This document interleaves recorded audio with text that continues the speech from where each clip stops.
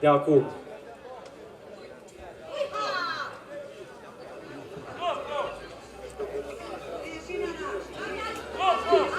Trăiască nănașii și nile, toată lumea.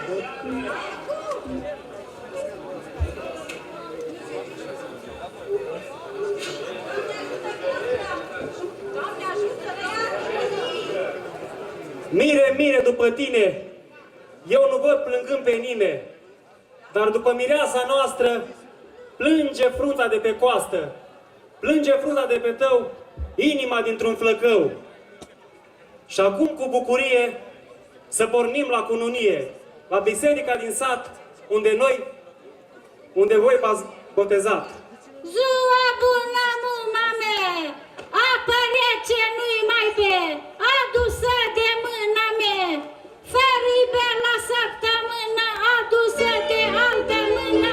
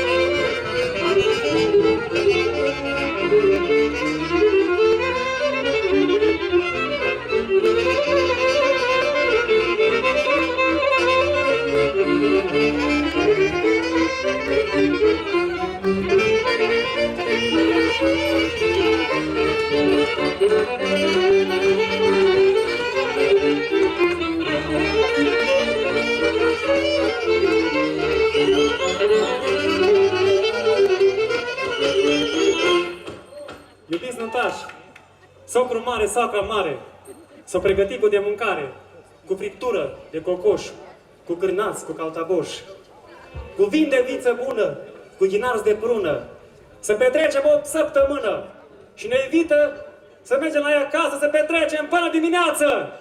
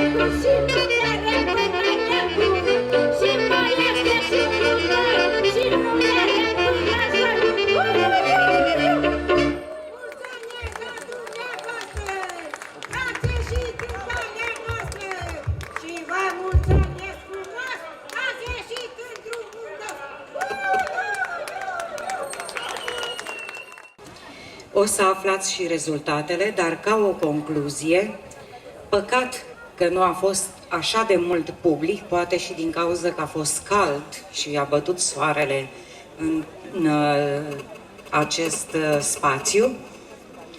Aceste 4 comune s-au prezentat la o adevărată competiție, extraordinar s-au prezentat. Vreau să-i felicit, vreau să aduc bucuria mea și a membrilor juriului că astăzi am putut să vedem o competiție la nivel național, nu județean.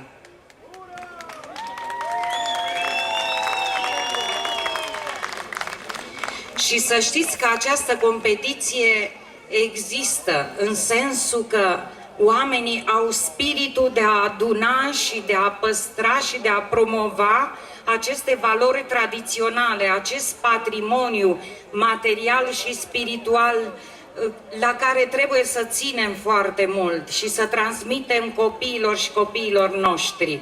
Să ținem la aceste lucruri că sunt de mare valoare și, în final, nu trebuie să uitați că nicăieri în România acest proiect nu există și să vă bucurați că acest om, cu echipa dumnealui, președintele Consiliului Județean, că de dânsul este vorba, a putut să susțină un asemenea proiect de atâția ani de zile. Eu l-am întrebat la un moment dat, domnul Dumitrel, dar de unde aveți dumneavoastră bani să susțineți cultura? Că pentru cultură nu prea există bani. Și a zis, există bani în toată țara dacă vrei să susții cultura și dacă susținem cultura, susținem identitatea noastră. Așa că felicitări, domnul Dumitrel, și felicitări tuturor care ați fost astăzi la această finală.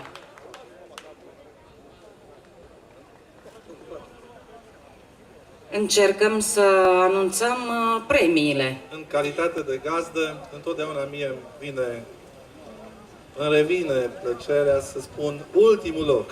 Se acordă locul 4 Căminului Cultural Rădești. Aplaudații! Haideți, cu forță!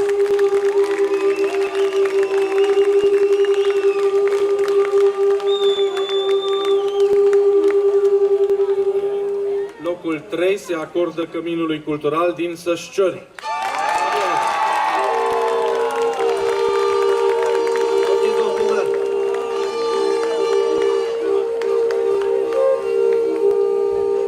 Mai multe aplauze să urce și domnul primar.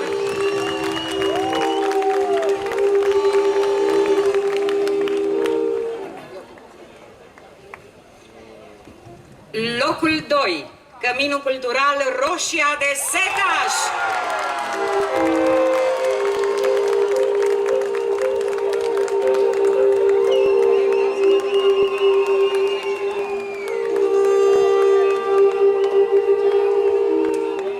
Dragi prieteni,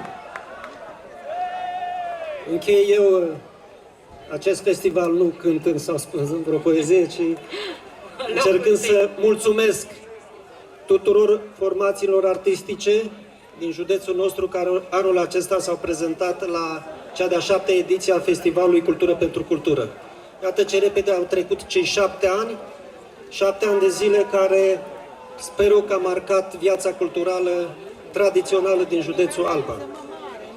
Vreau să mulțumesc formațiilor care s-au prezentat aici, câștigătoarele de zonă, primarilor care au fost lângă formații, i-au sprijinit, i-au ajutat, dar și instructorilor și tuturor artiștilor amatori prezenți în această competiție și care au muncit un an întreg, aproape un an întreg, ca să poată să fie aici, la Avrameancu, în finala județeană. Pentru că e foarte cald, aș vrea să vă spun, să vă mulțumesc și să vă încurajez să continuați. Ați văzut formația de la Galda, ce frumos a prezentat, de una din câștigătoarele unei zone și finalist aici la Avrameancu. Și rugămintea mea este să nu vă opriți aici, pentru că trebuie și avem obligația să ducem mai departe ceea ce este mai reprezentativ pentru noi, pentru fiecare zonă din județ. Locul 1, Ciuruleasa!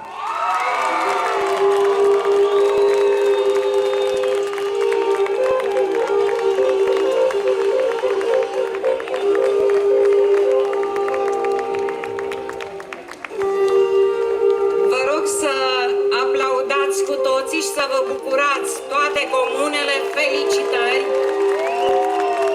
Mai avem câteva diplome de participare a ansamblului folcloric Arieșu din Câmpeni, Căminului Cultural din Horia, Căminului Cultural din Avramiancu și ansamblului folcloric Floarea de Colț, Galda de Jos, precum și Asociației Corale Instrumentale Filarmonia din Alba Iulia. Vă rog să veniți șefii formațiilor să vă oferim aceste diplome. Mulțumim tuturor!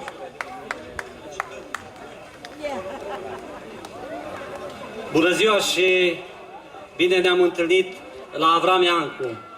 Dați-mi voie să mulțumesc în primul rând domnului organizator, domnului Ion Dumitrel, președintele Consiliului Județean Alba, care, cu îndemnul dânsului, într-adevăr am reușit anul acesta să câștigăm marele premiu. De asemenea, doresc să mulțumesc juriului care a deliberat, eu zic că destul de corect, sau foarte corect. De asemenea, doresc să mulțumesc locuitorilor Comunei Ciuruleasa care au fost alături de noi, pentru că este o muncă foarte grea. Să particip la un festival, numai colegii primari pot să știe care s-au implicat, pentru că trebuie bani, trebuie timp, trebuie foarte multe. Eu vă mulțumesc și vă urez în continuare audiție plăcută. Vă mulțumesc!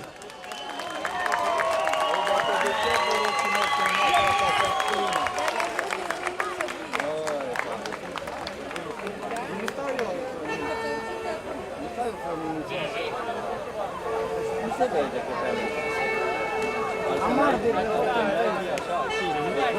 amar de Felicitări câștigătorilor, dar toate formațiile, toate 4 sunt câștigătoare pentru că au evoluat pe această scenă. Așa se cuvine, felicitări speciale pentru ciuruleasa și vreau să aplaudăm lacrimile de bucurie ale doamnei profesoare Mirela Danciu.